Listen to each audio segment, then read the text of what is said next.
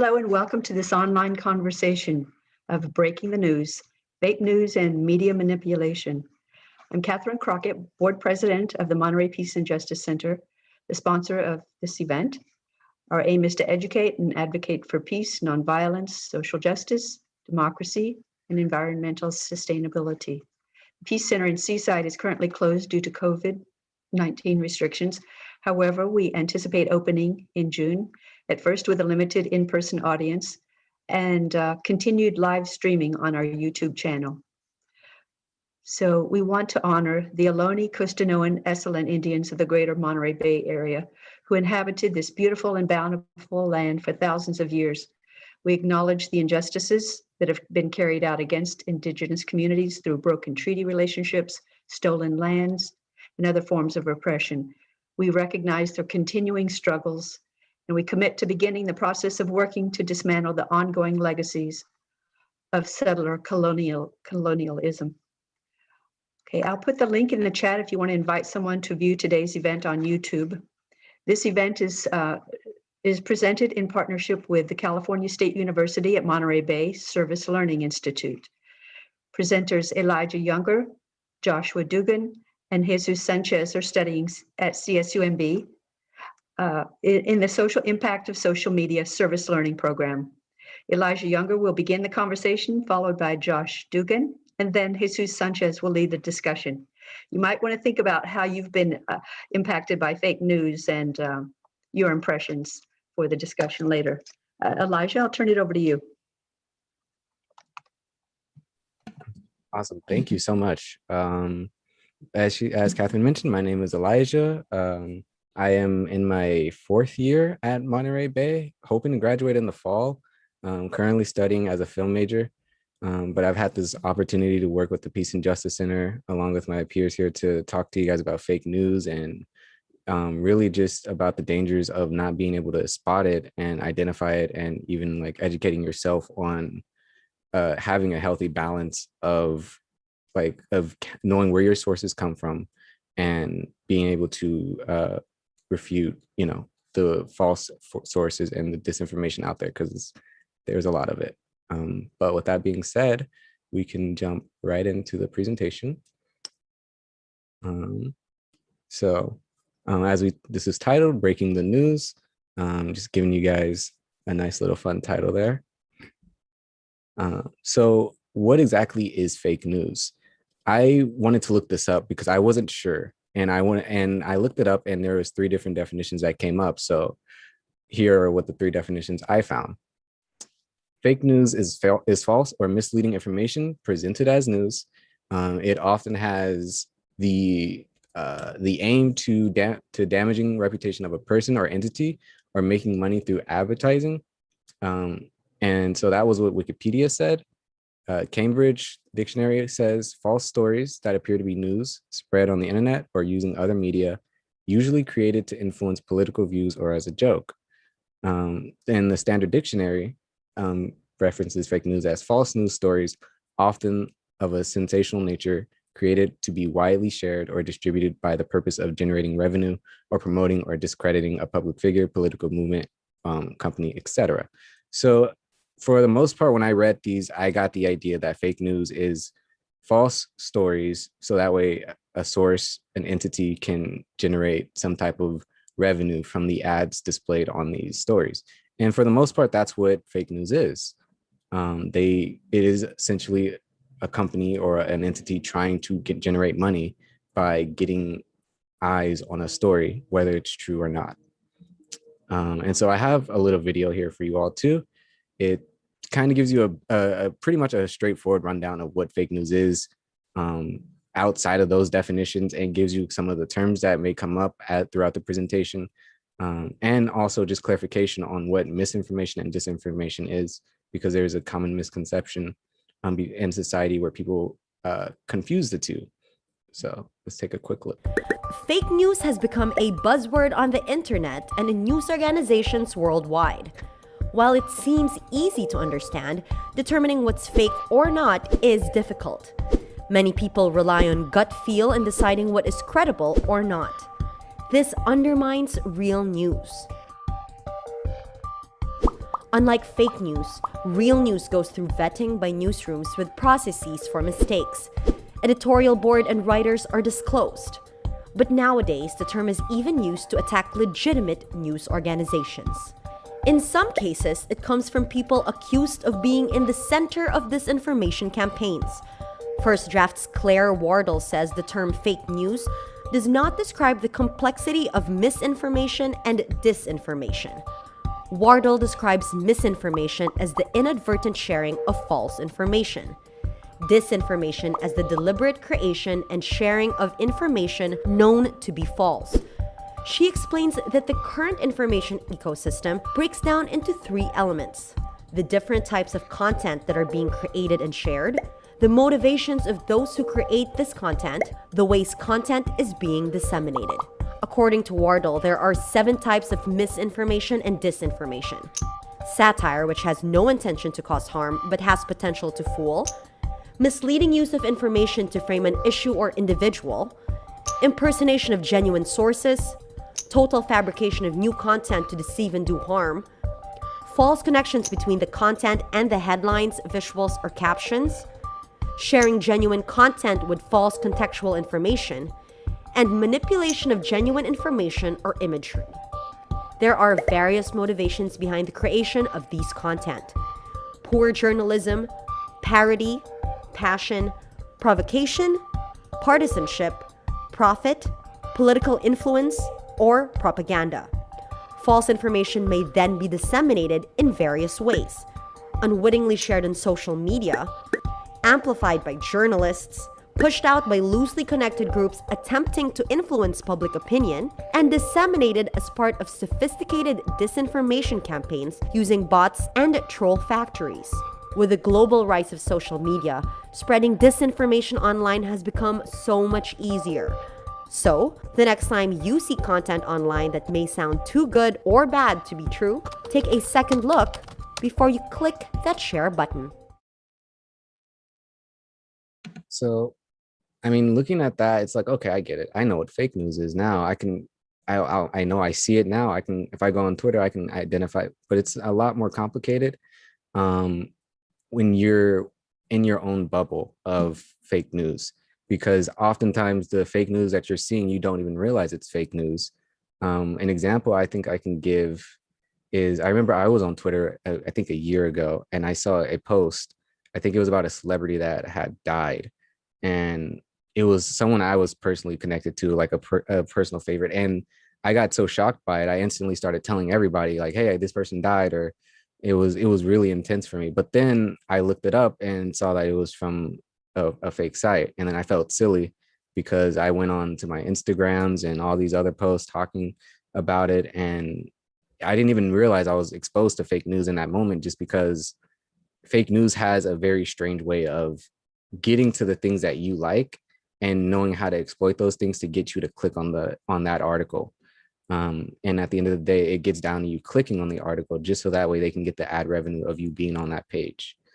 Let's see if I can get to the next one. There we go.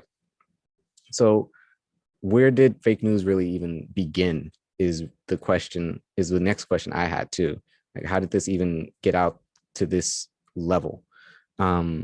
So it really, back in the early 19th century, society was, we've always been really focused on crazy stories. We've always had this weird obsession with sensationalism and being provoked.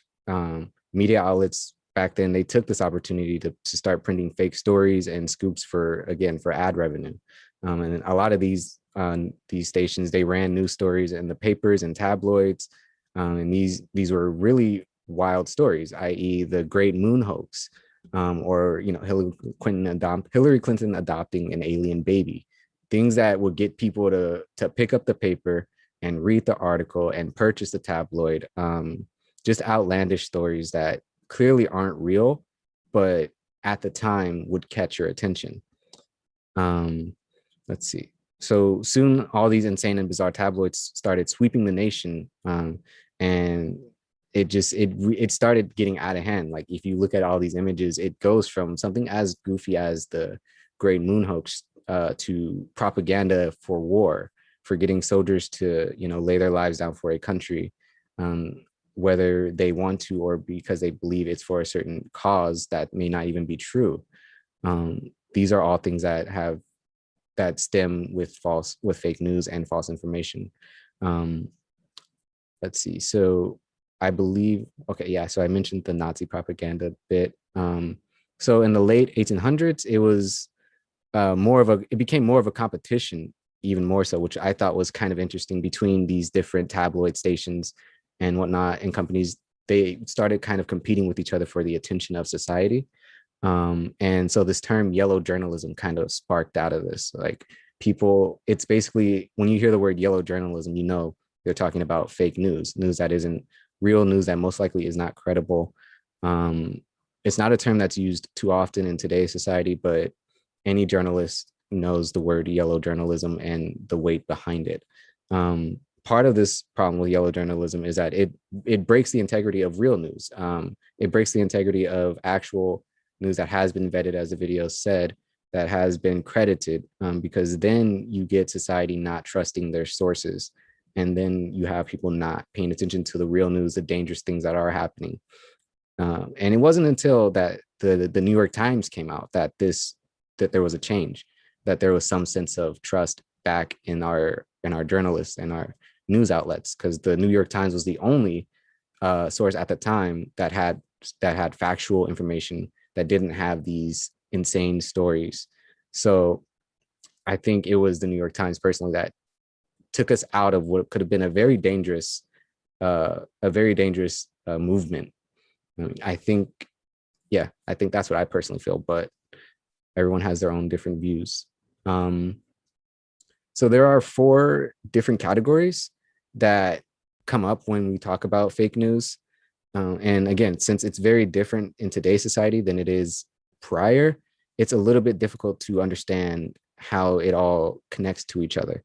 In today's society, much of our news is viewed with a lot of skepticism, and it is taken with a bit of a grain of salt, because we already have that notion that it may not be true.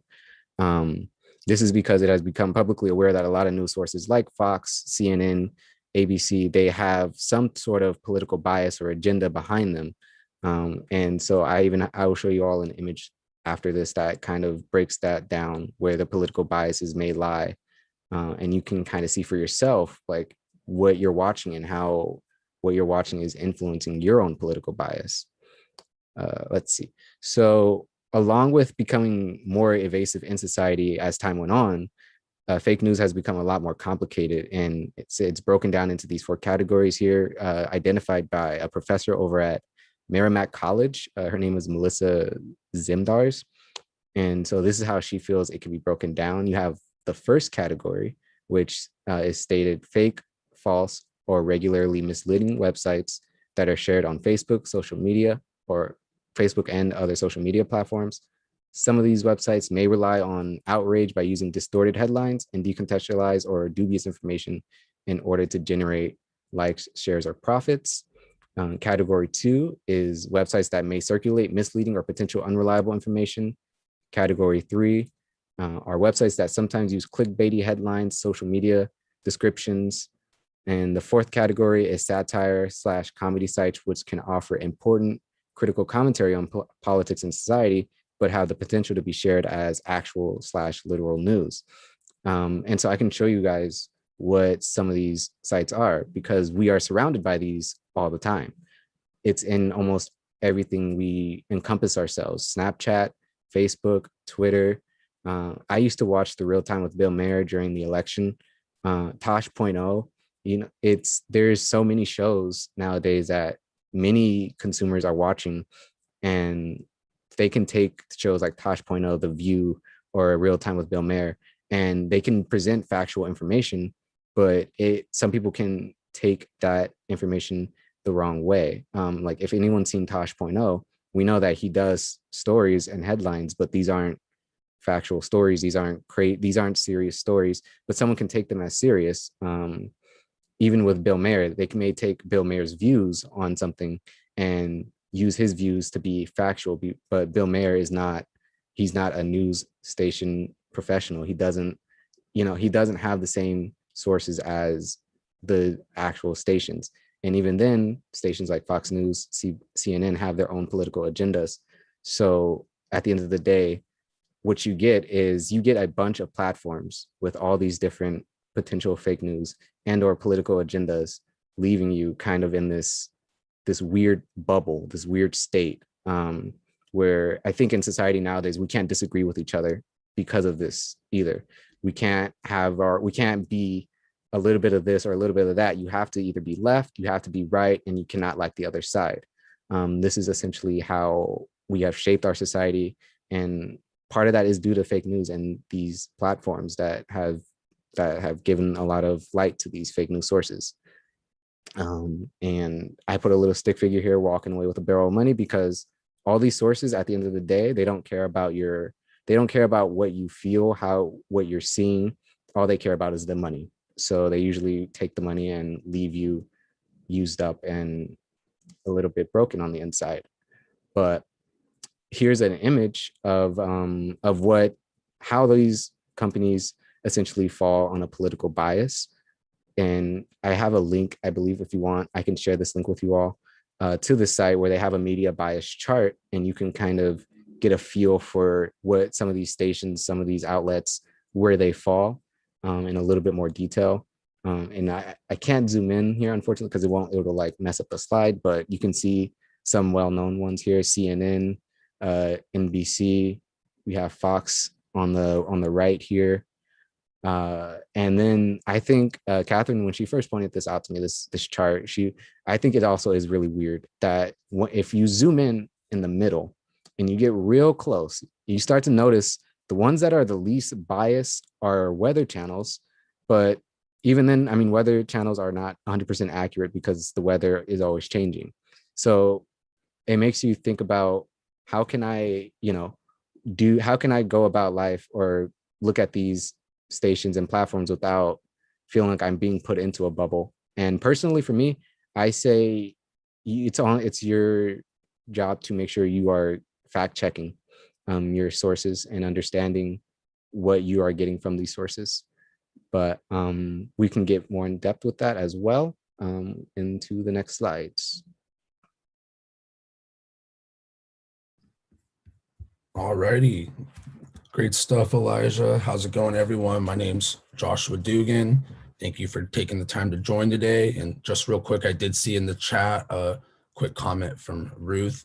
Yeah, the Orson Welles War of the Worlds, tongue twister there. Definitely a great example of like historical fake news and how important it is to have multiple outlets to fact check, which back in those days, there was not that kind of ability to have so many resources right in front of you to make sure the news is real. So yes, great example and how much fear fake news can cause. Great example. Alrighty, so just to get started here, going to talk a little fake news, the methods and technologies. Some of this stuff Elijah did mention, but just to kind of go over it again.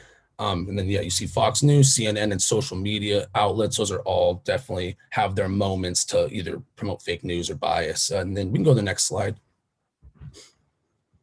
Thank you. We'll show a quick video here. We'll just play this till about 3:30. I'll remind you, Elijah.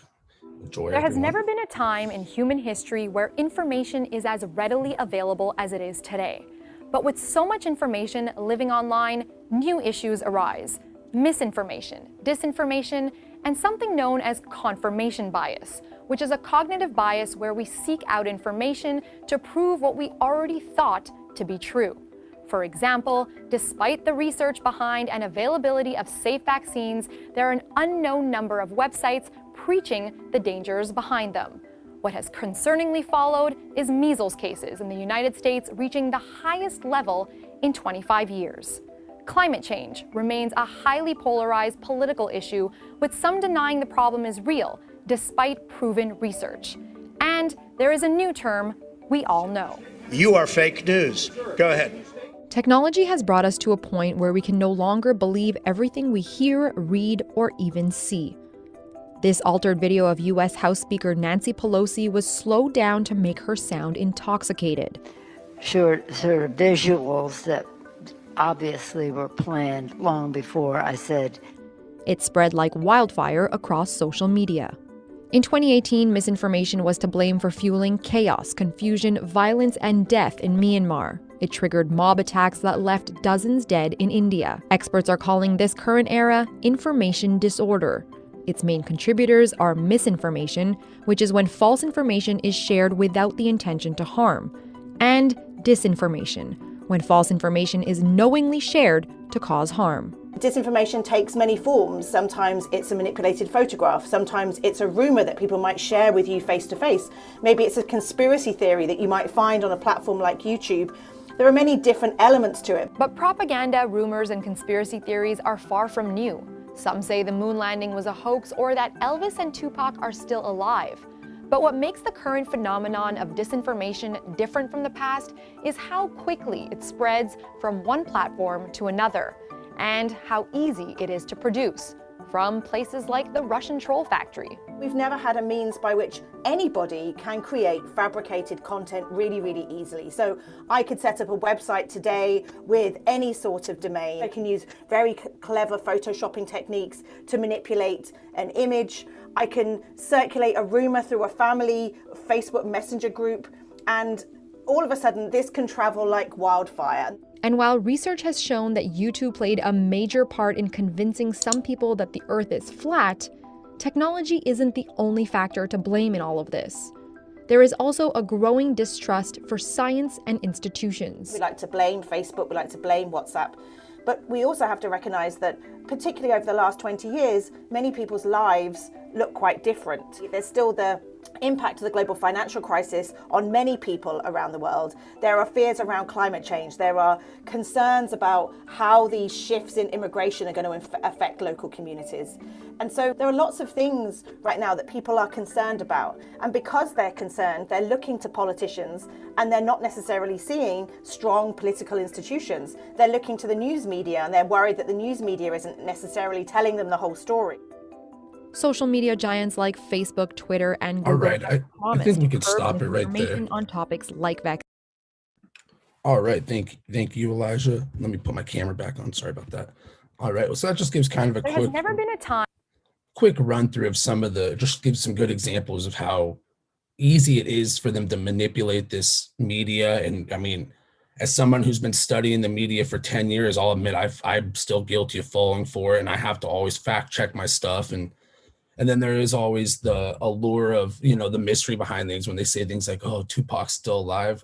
I'm guilty. If I see an article says that, I click it and I have to fact check myself and remember that that's probably not true. But, we've all had those moments. So it's stuff like that that reminds us, got to be careful what is real information versus fake. And to go on to some examples of the fake information, or false information, I should say. We got misinformation versus disinformation, as the videos did mention a little bit. Misinformation is inaccurate information that is spread without intention of harm or manipulation. Disinformation is the deliberate manipulation of information, which is essentially to create false realities, prey on confirmation bias, and make money. Alrighty, go to the next slide.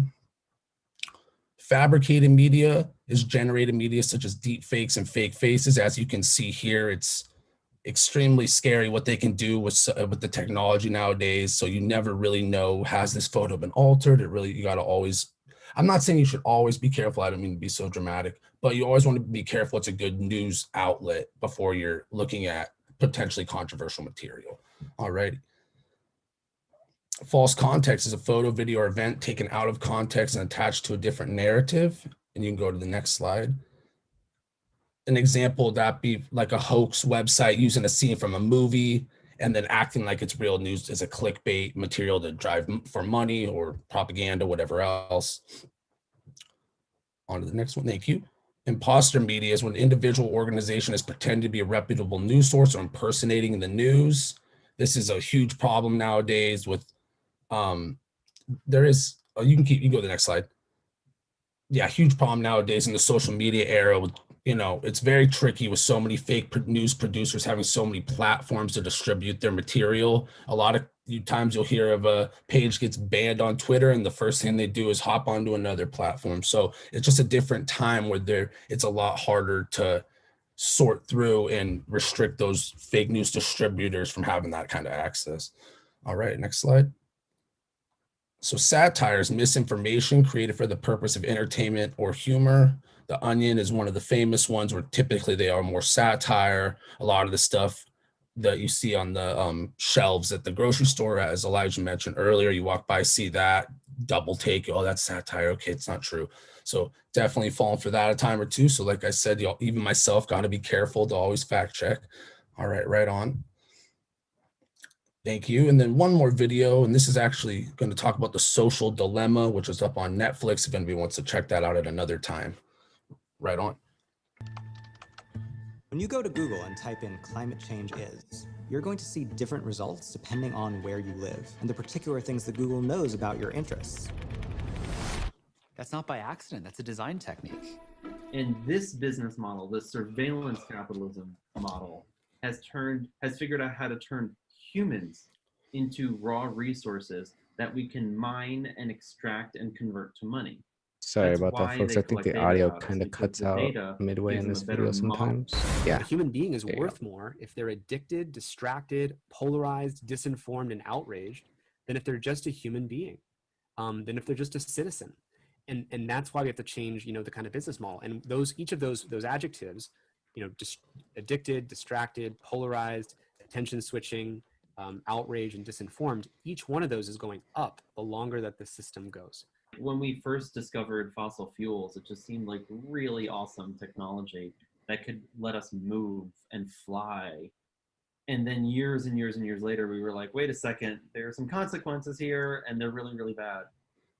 And we're in that same situation with our technology. We discovered a business model that allowed free access to resources that could still generate billions of dollars, right? And now we're recognizing, oh, that system's broken. Fake news spreads 6 times faster than true news. We're living in this exaggerated reality, and that's not real. That's not actually us, but we can't see through that. I think the line in the film is, how do you wake up from the matrix when you don't know you're in the matrix? And I think this film will hopefully let people see through that and say, is this really us? Is this who we are? Or have we been all hypnotized by a kind of spell?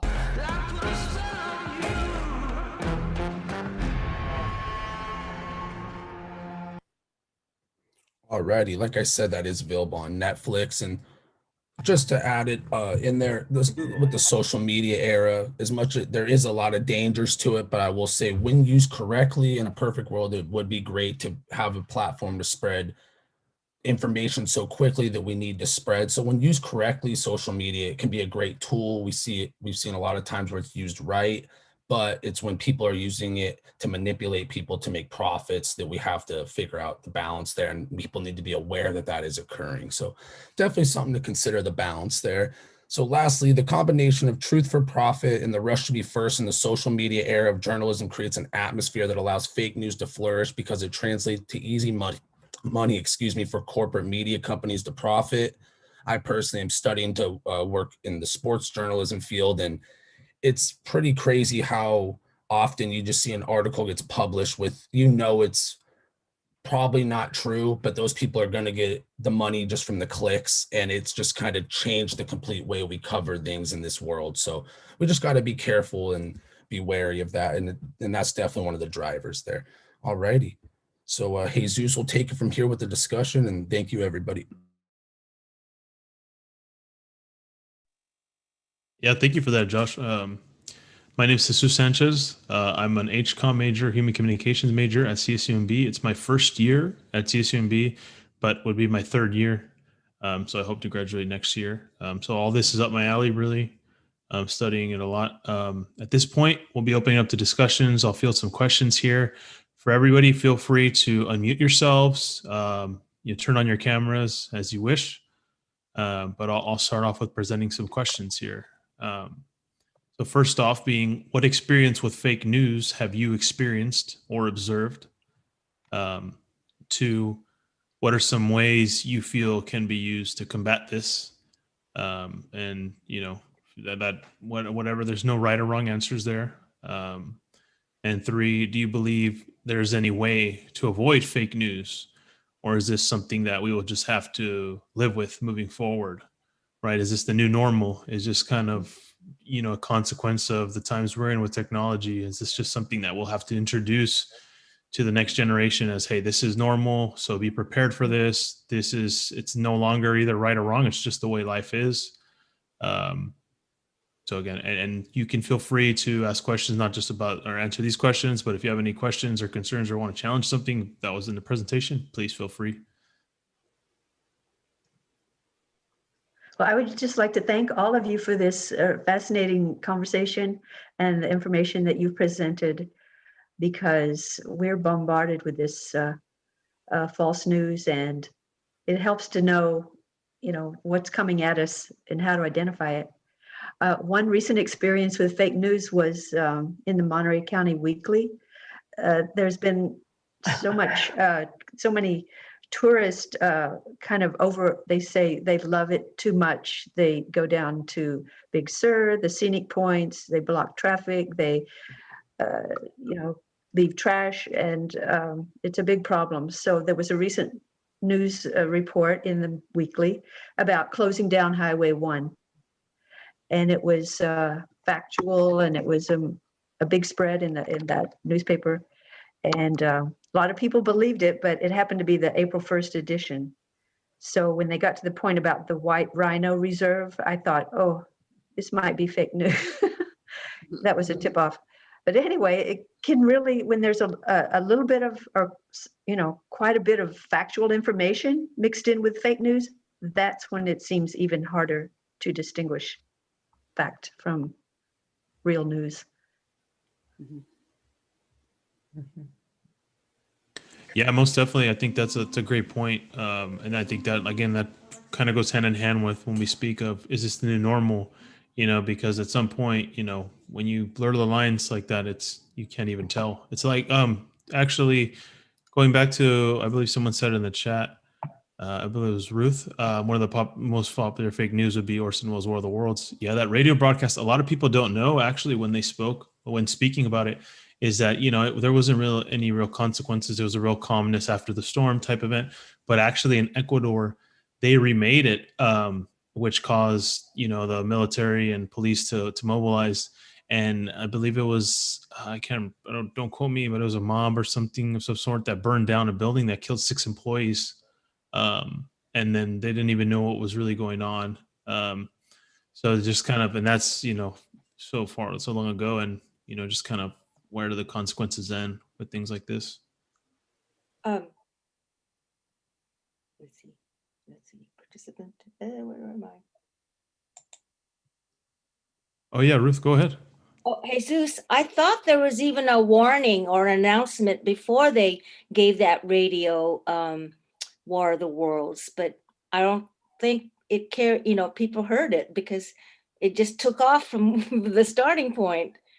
And, Catherine, when you mentioned about the Big Sur Road being closed, I believed it until now. I was talking about some friends yesterday, and they didn't mention anything. There was an opening of part of Highway 1, but I thought that was for real. So I got taken in. A lot of us did. You really have to be careful. Yeah. I agree. I think if we can all, I guess we can all kind of touch on these for our own experiences. I think even for the CSUMB community, what they do, or I don't know if we still do it, but I know that before COVID, we would send students emails. The student life department would actually send students emails that aren't real emails, that are fish emails and such like that, to see if students are even able to identify, what is false information and whatnot. And I mean, I think it got me once, like where it was some weird article, but I thought it was real. But I think that as far as moving forward, the more aware that we are becoming of this, like the fact that we have that Social Dilemma documentary out there, the fact that we can have this time to talk about it, I think shows that whether it continues to happen or not, we can, as long as we're able to identify when it does, it can only do so much harm. The only thing I feel like that's the real issue is the fact that all it takes is for you to click on a website, or if you watch the Social Dilemma documentary, they'll tell you too, like most of the time, the minute you touch Instagram or Twitter or any social media thing, you're already paying ad revenue to a company. the minute you've clicked on a notification or an app, so I think that's where the real issue is. It's like you can't stop yourself from using the things around you, but we should change to the exploitation of the companies of what they're using us for. They're in getting our digital fingerprint, or at least being more transparent about how that entire system works. But I think we can, as time goes on, we'll get better at identifying and stopping it.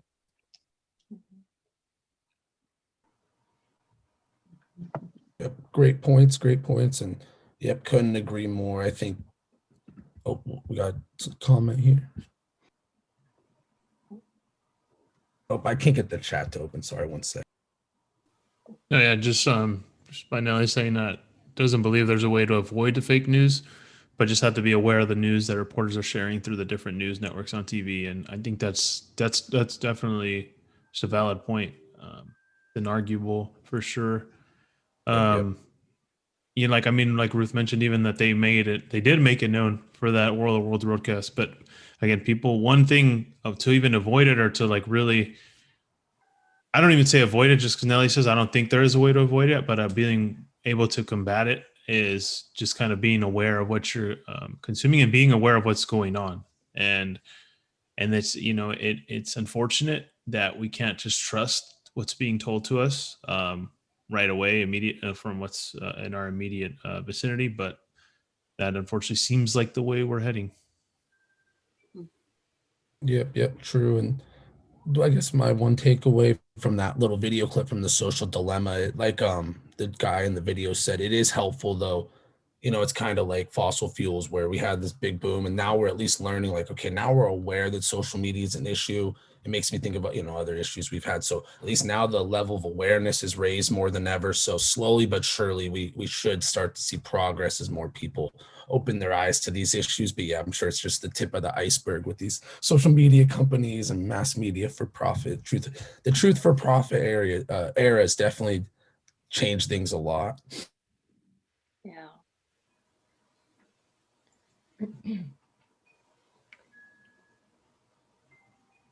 Ruth, another question or comment?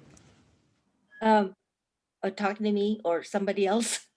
No, yeah, you had your hand up. Okay, well, the truth for profit, it's money talks, and that's how corporations are influencing, people as far as voting. Anyway, I avoid the certain news channel.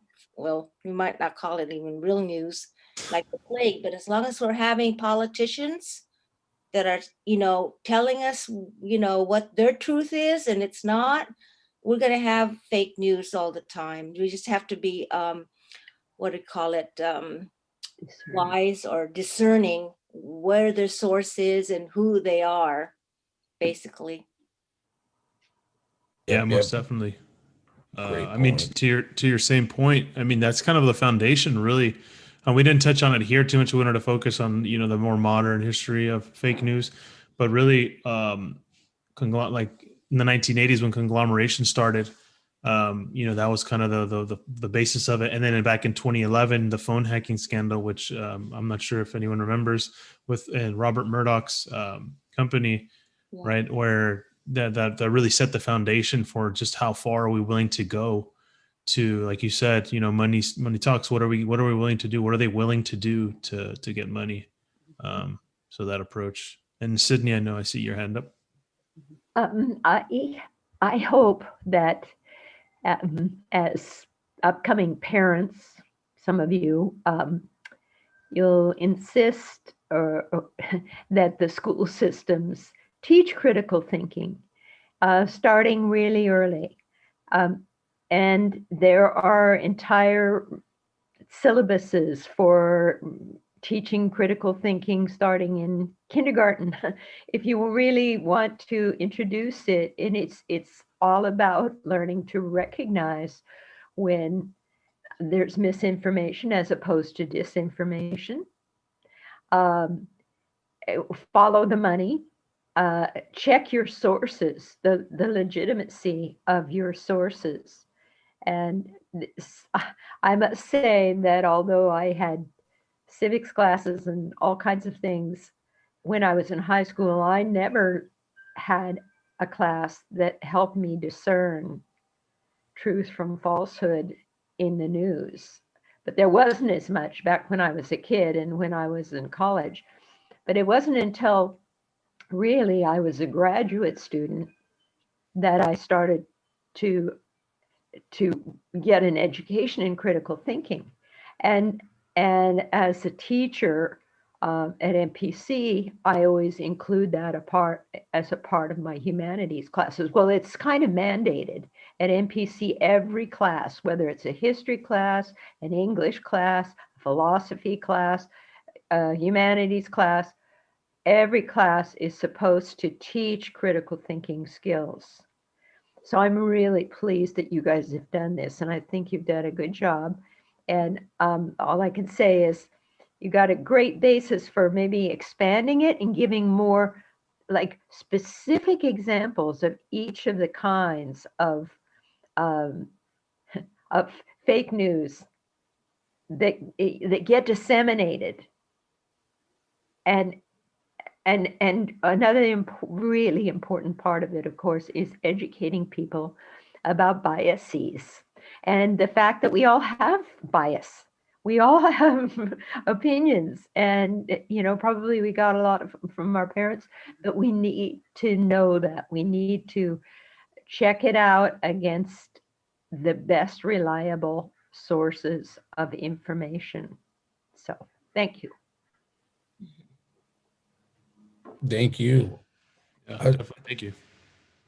And just to add on the critical thinking point, because it really made me think that's a great point that we need to start people younger on that. I'll just as an example, I had the good fortune of doing about 7 years at community college before I came to Monterey for school. And it wasn't until my very last class of community college was my first ever critical thinking class in my life. I had taken a philosophy class, very entry level. It was my first critical thinking class, and I was almost 25 years old. I mean, by then, most people had, we should, like you said, we should be starting that younger, because a lot of people by then, you're done with school, you're done with it, so I don't blame people for not getting that access, because yeah, it's kind of crazy to think about. It needs to be a part of the curriculum. In whatever school district you find yourself located, advocate for that. Definitely. Yeah. I think something that I find that's really fascinating too is that it seems like almost like every few months we are finding something new out about our education too that hasn't been true. Like I think even right now on Twitter, there's even a big thing about how the gold rush was the start of a very brutal genocide. But in school, we learned that the gold rush was, this big, great thing that happened. Yeah. And, they came to look for gold and, the 49ers, but no one talked about the deaths of the Native Americans and such. And, so it's like when you, as us, we were growing up and we start thinking about what we really learned, growing in high school versus what I'm learning in college, I think is very important, I think. And I think it'll at least benefit the next generation, because now we can at least go and tell our children like, hey, there's no Columbus Day and here's why.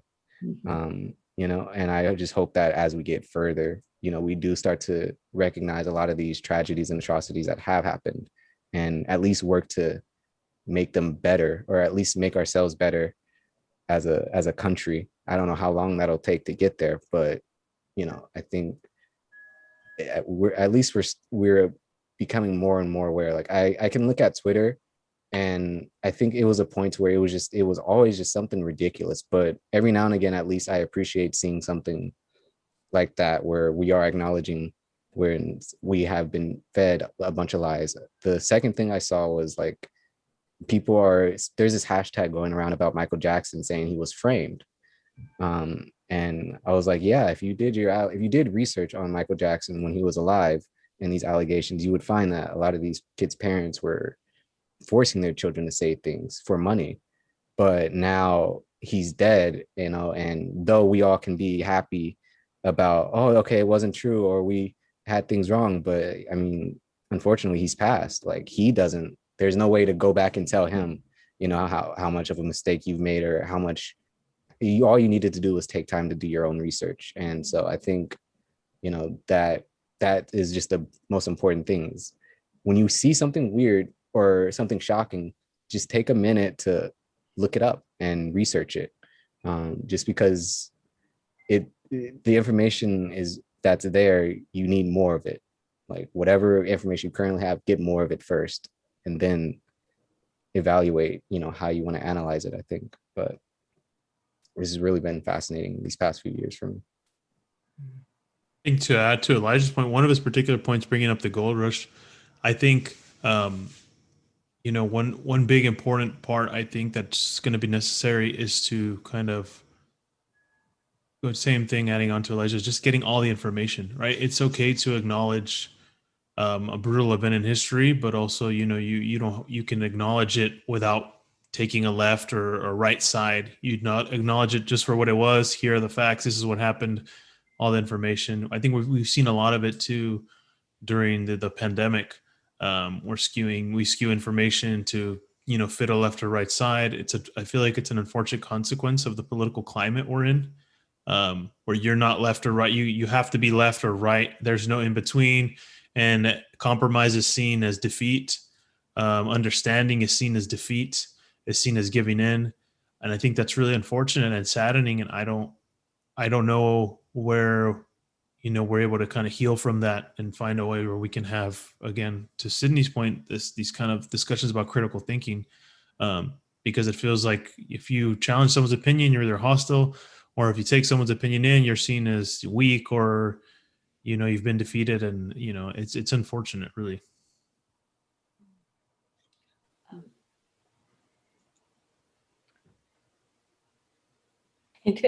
Oh, okay. I just wanted to react about the history part. I was a history major in college, and it's surprising that in Facebook, I uncover a lot of unwritten history that are factual. It's amazing, especially during Black American Month. And then there was articles on Native Americans, Black women who I've never heard of that did famous things. I mean, remarkable. It's just remarkable. And as far as critical thinking, one of the best courses I had in college was logic. I was afraid of philosophy. So I took logic, and it's still, I can apply logic to whatever I, want to deal with, and so forth. That's all. Great points. And that's like the kind of what I said in the presentation, where if we use social media right, there is a lot of great resources. We can spread the right information, and we can learn a lot about whether it be history or our culture or whatever it may be. But so, yeah, it's just so that finding the balance between what is authentic versus manipulated for profit, I guess, or for whatever reason. But yep, interesting stuff. Yeah. And I was to answer the question for you there, Nelly. I just dropped that in there for you. It should be the link under mine or right above your comment. I've been meaning to drop that in there, but I was gonna piggyback off of what you guys just said too, because the first thing I like to tell people sometimes is like, did you know Beethoven was Black? And I was like, that's like the biggest shock to me ever, just because it's like that just to me tells me the epitome of how the history is told by the victors, and it gets into all these other nasty things that I'm like, I don't even know what to believe.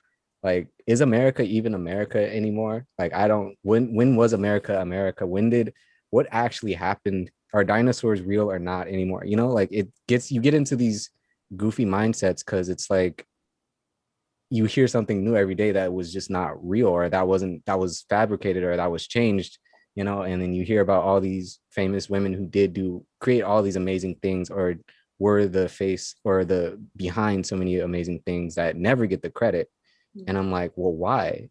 Like, what is the genuine reason? Because I can sit here and you can't, like, no one can tell me like, oh, it's because she was a woman.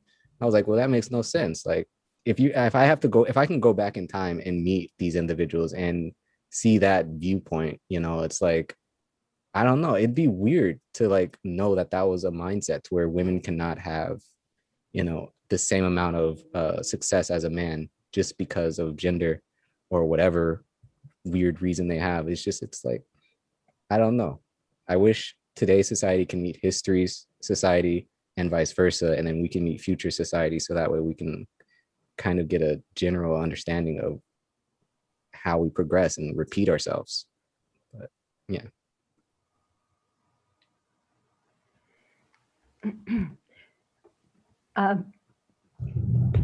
Yes. Surprisingly, one of the things that you learn in critical thinking is that there is always so much to know on both sides. You know, whether if you were researching whether Beethoven really was Black or he wasn't, or you know, and it's humbling to know that you don't know, and it's brave to be able to say I don't know. I'm still researching it. I can't decide. Too soon to tell. You know, too soon to tell. Too much more information to digest before I'll have the final answer for myself or for you. And the best I can tell you is there's a lot of information out there. Let's go out and try and find it. And yeah, and another thing is, if as teachers, and I think all three of you would make wonderful teachers. If as teachers you get the opportunity to teach critical thinking, just make sure that you teach your students to never feel ashamed of what they don't already know. If they're only finding something out and they're feeling like, oh, how could I not have known that? Just reassure them. Like Joshua said, he was 25 or 26 when he first took a critical thinking class. Well, that's not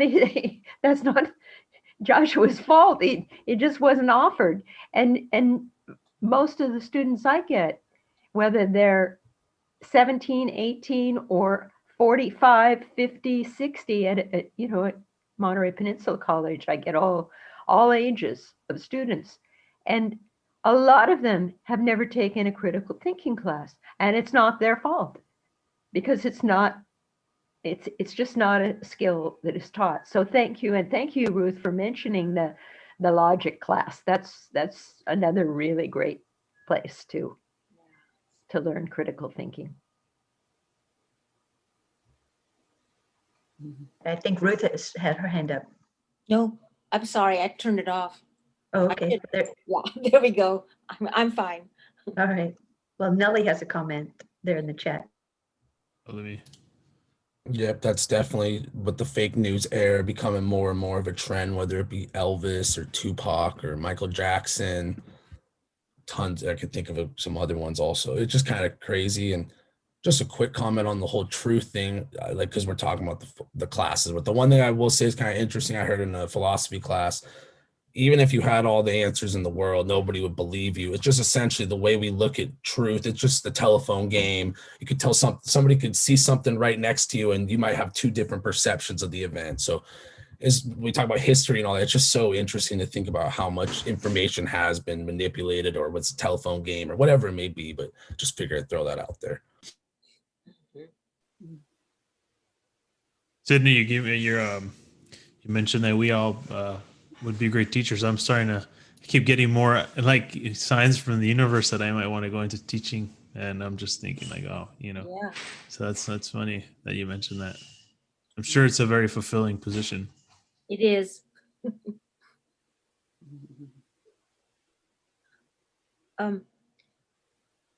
Nellie Watkins asked for a link on the graph that shows the left, right, and neutral media, the chart. I think it was like the third chart that was presented. Yeah, I sent it. I believe that's the link I sent. Did you put it down? Yes, I can send it again just in case. Thank you. It got lost. I'm interested also. There you go. Mm-hmm. Okay. Yeah. And also just to touch on this little bit too, because before I saw this media bias chart, I watched, like, I like watching videos, right? Because I'm a film major, so I always watch it. I don't like reading. So I remember it was a time where I was I used the stream stuff and I was streaming, and one of my users, one of my user was telling me about this channel on YouTube where this guy kind of just, he has days where he has disagreement days. And basically you can just call in and he'll be live on YouTube and you can disagree with him about what he's saying. And you, sometimes it's political, sometimes it's not, sometimes it's just about, you know, a movie that's came out or his thoughts on something, or maybe sometimes it's on things that happen in the news. But I remember I used to watch him and I thought it was really fun to watch his stuff until I saw he talked about something I did not agree with. And it completely changed my entire view of him. And I was like, oh, I kind of don't like this guy anymore. But it took me a minute and I had to take a step back and I was like, I don't like him anymore because of the simple fact that I thought he shared the same view as me, but now because I see he doesn't, I don't want to associate. But I think we have to turn off that part of our brain to run away from the things you don't necessarily agree with and still be able to, you know, disagree but respect each other. I don't know if our current generation is getting that idea across. I don't think we're learning it fast enough. Yeah. But I think we should be trying to expose ourselves to that stuff more often. And I see a lot of streamers, they do this nowadays too. They kind of try and touch on these things where they'll talk about something that's either uncomfortable or that's an unpopular opinion, to kind of give their audience the other side. And I think that's such an important and crucial thing to do, especially in a world where we're growing up with all this technology and everybody's watching and we're already on Zooms and all this other stuff, that if you find something you don't agree with, keep watching it, and understand why you don't agree with it. I think just because to me, that was the most refreshing thing. Like now I watch people, or I'll watch his stuff on occasion or his disagreement days. And sometimes I'll agree with them. Sometimes I won't never call him live on YouTube and tell them why. But it's fascinating when you hear these people have these disagreements and then they try to explain themselves and then they don't even realize why they disagree with them.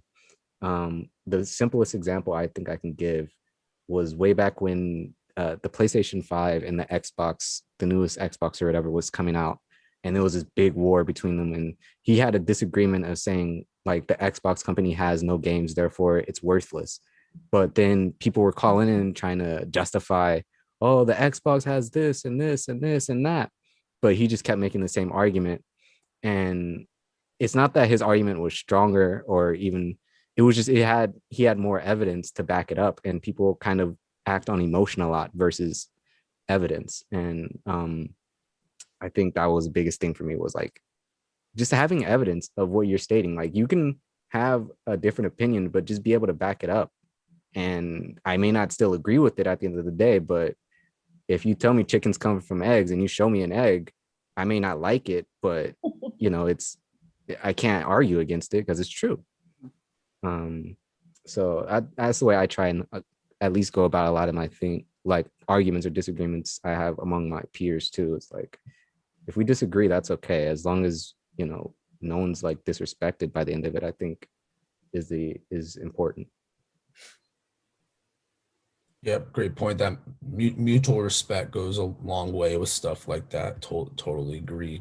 And like, great points, Elijah. It's kind of like goes right into that like cognitive bias, like they mentioned in the video, all that, where, you know, people are gonna find the information that makes them feel right. It's kind of like we say about the streamer. So definitely a good example of that, where, you know, regardless of what people threw at him, he's like, I'm just going with what I know. Like, I believe this is it. So yeah, we're all got to be aware of that and stuff. Definitely a good point.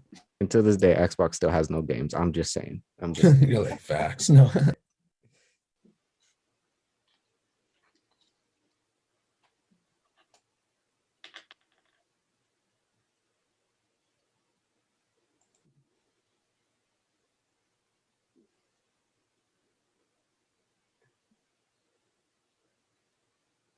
Any other thoughts or questions or?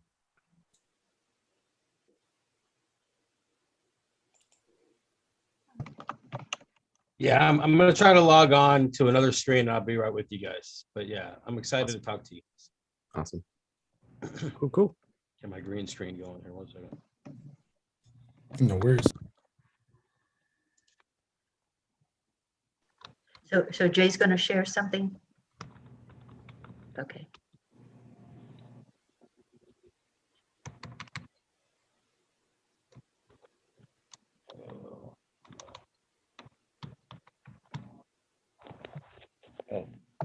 I still on the mic? Oh.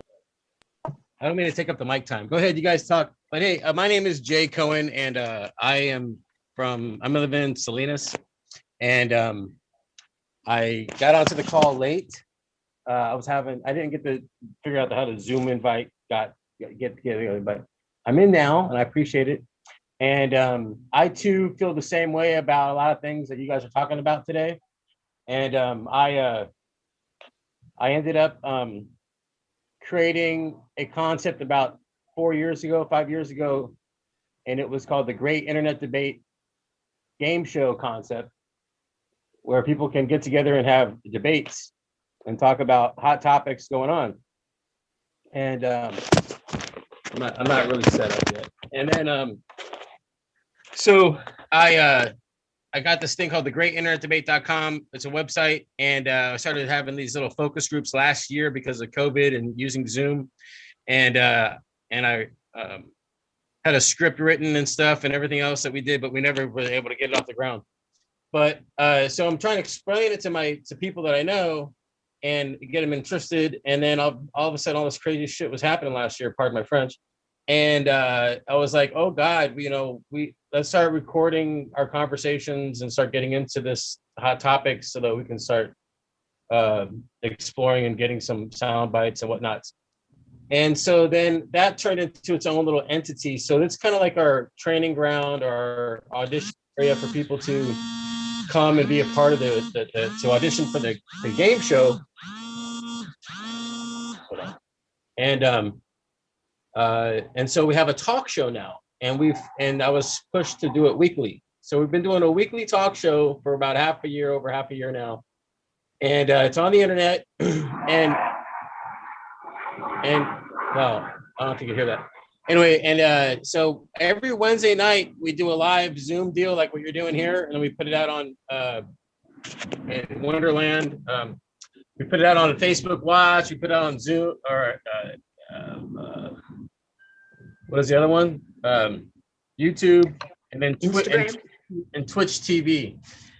And I have an AV guy that's helping me doing all the AV stuff, and he puts it through his little deck, and it comes out polished. And we have we give everybody a hot minute to talk about their hot topics. That's the kind of goal. We go around and give everybody hot minutes. Everybody has their time, and we're looking for more folks to come on the call and make it bigger. I don't know if you ever heard of the Foolish Times newspaper, the weekly paper that's out there in Monterey and Seaside and everything. Yes. They're sponsoring us now, and you can find our little ad in there.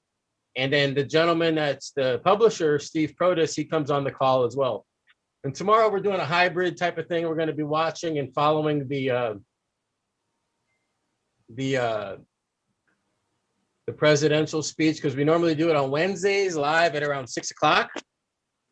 And so because of the president doing his speech tomorrow at 6, we're going to try to go live on Facebook Watch, which we normally don't go, and then try to do something there. So if you guys want to be a part of that call, we'll be doing something tomorrow.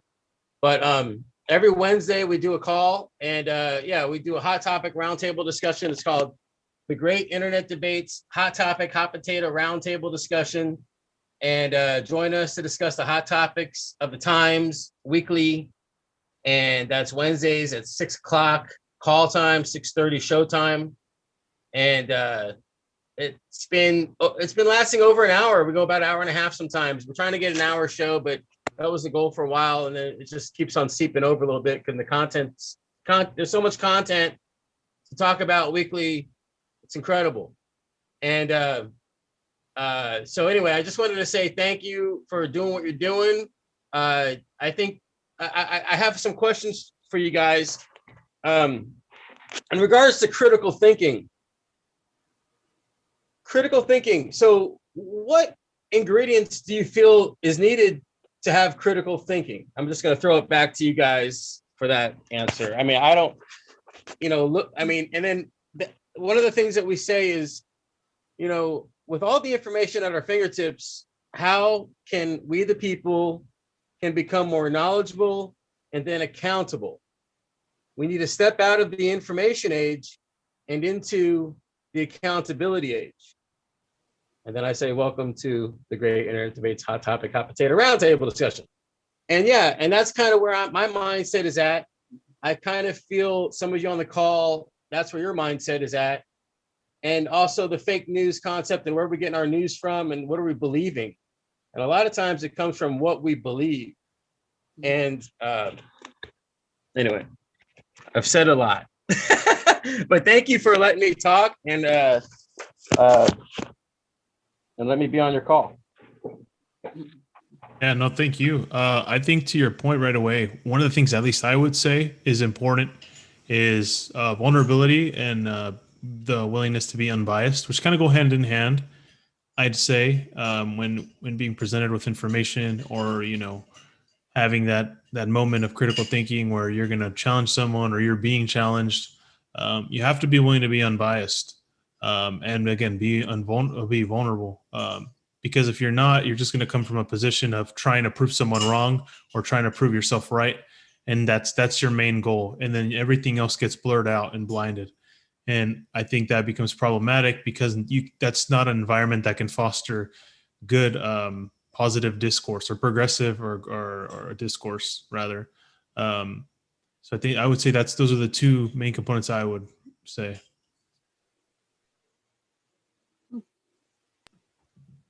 You might be muted. Sorry. Oh, am I muted?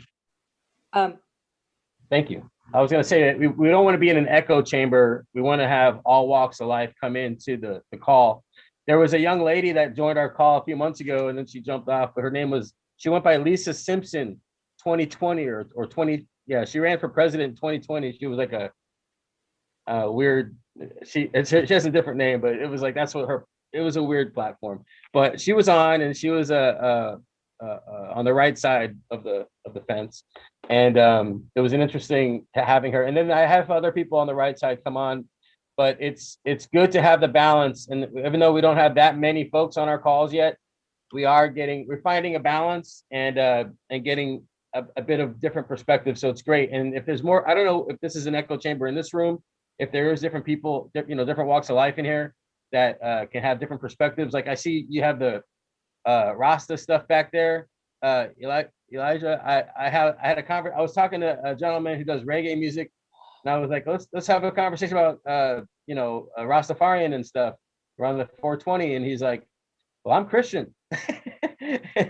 and then he's like he's a well-known reggae guy, and I'm like, well, he's Christian, and he goes, I'm Christian. And I go, and so there was this dialogue about that, and so I'd love to explore that kind of thing sometime. But yeah, all that is welcome. All hot topics are welcome, and you all are welcome. Thank you. Thank you. And yeah, just my I'll say is kind of to go to Nellie's point in the comments. Nellie said I would say to be open-minded and listen to everyone with different perspectives. Yeah, the truth is always going to lie somewhere in the middle.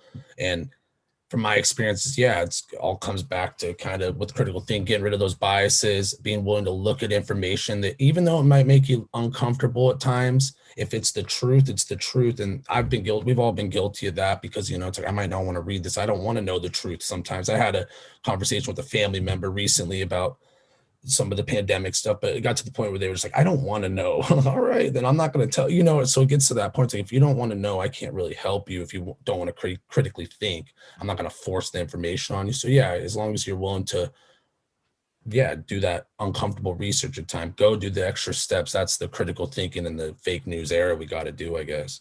Interesting stuff. And yeah, thank you for chiming in.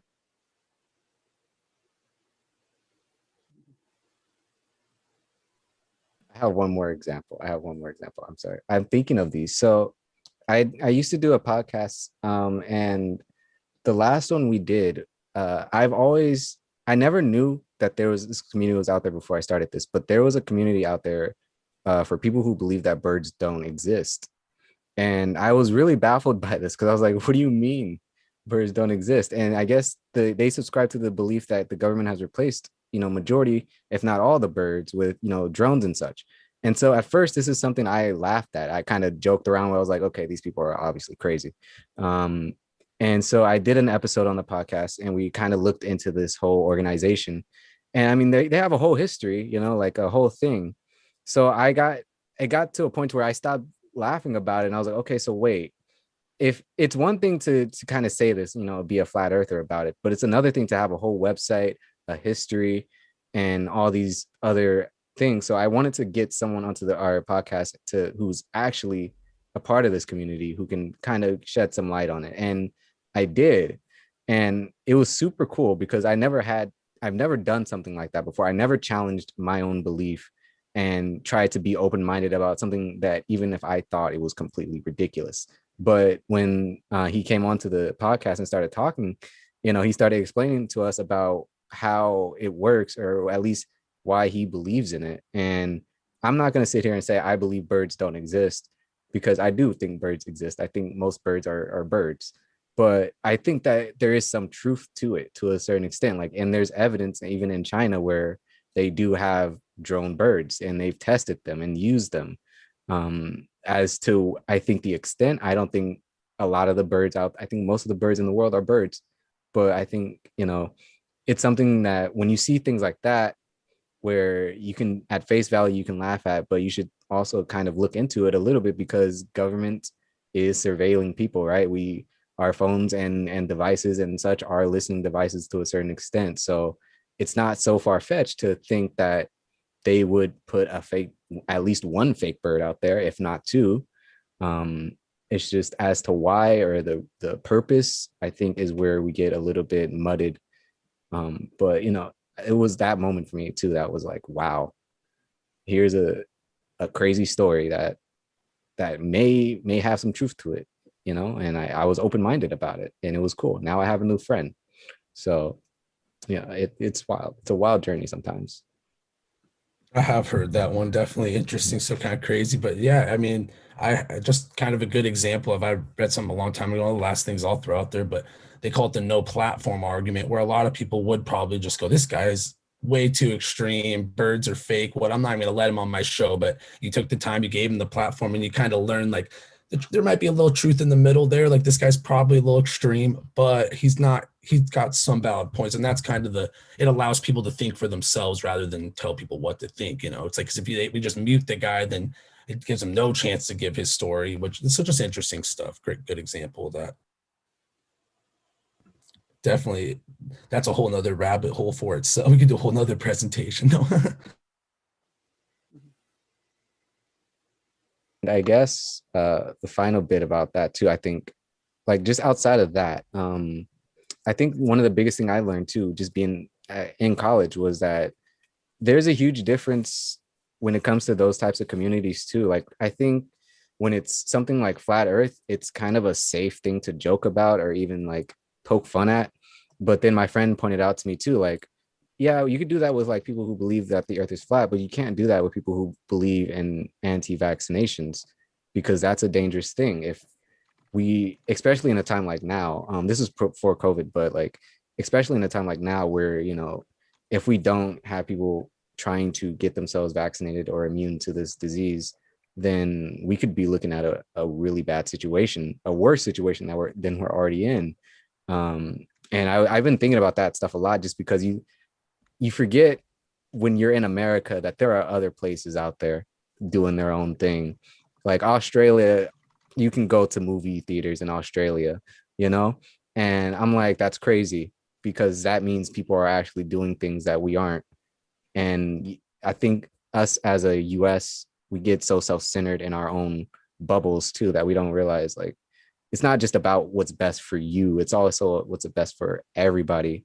And so, looking at things like anti-vaxxers, you have to be cautious of those types of environments and groups, just because even if they have their beliefs, we should try we need to find a way to educate them enough to understand what the beliefs they have been disproven, and that we're just trying to make everybody safer, but then again, it's also complicated because some people have religious beliefs and such. So it's like, where does the line blur, and when does it become okay? And how do we deal with those beliefs and such? But those are some of the things that I've come across. Yep, great points. Definitely all good stuff. Okay, looks like we're about ready to wrap up here. I want to thank Elijah Younger, Josh Dugan, and Jesus Sanchez for exploring and presenting this topic. I want to again acknowledge Cal State University at Monterey Bay and the Service Learning Institute for making service resources available to community partners like the Peace and Justice Center. We really value that relationship with the university and the students. Our next event is Thursday, May 6th at 6:30 p.m. The topic is public banking and whether or not it's viable for our Central Coast area. It's an opportunity to learn about the basics of public banking and the benefits of a regional public bank. It's sponsored by the Monterey County branch of Women's International League for Peace and Freedom. And you can find the details in the weekly peace calendar. I'll put the link in the chat. It's a comprehensive listing of peace and justice events in Monterey County and beyond. So you can get it directly by email or sign up for it or just view it online. So anyway, thanks again for joining us for Breaking the News, Fake News, Media Manipulation. And thank you all for joining us. Thank you.